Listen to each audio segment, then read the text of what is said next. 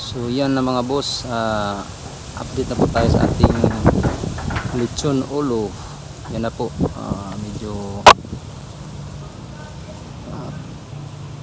pula-pula na po siya, pero hindi pa siya luto. Yan, siya luto.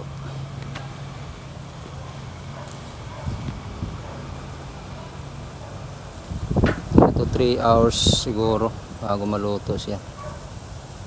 Hindi natin biniglas apoy dahil baka yung loob hilaw, kaya lalay lang po sa apoy. Yan, dito lang po kami sa aming tambayan ito.